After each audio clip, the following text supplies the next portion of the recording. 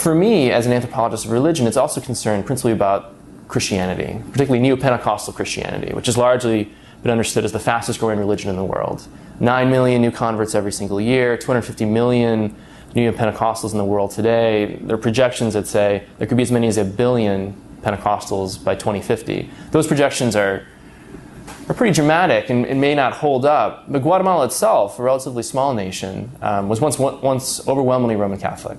Over 90% Roman Catholic in 1976, but today is 60% Pentecostal or charismatic Christian, this new form of Protestant Christianity.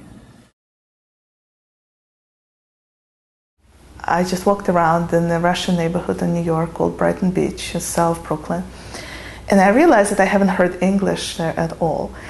It's just Russian or Yiddish. So I started thinking, who are these people who live there? And realized that essentially these were the people who could tell me about the Russian Jewish popular culture in the 30s and 40s, because these are my clients. These are the people who are authors or are subjects of those documents that I was hoping to read in the archive.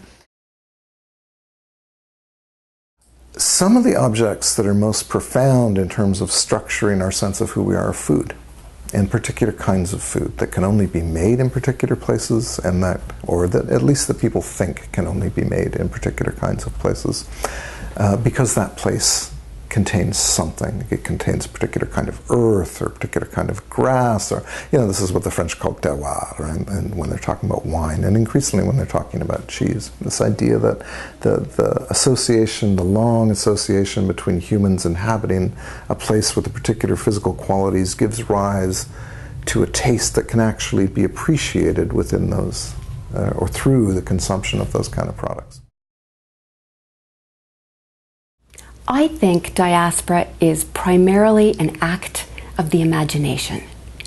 That means that the stories you tell yourself about why you live in an adopted homeland instead of the back home you were born in, or that your parents or grandparents were born in, or that your people came from at some point, those stories determine how you see yourself fitting into the new place, being at home, belonging there, how connected you feel.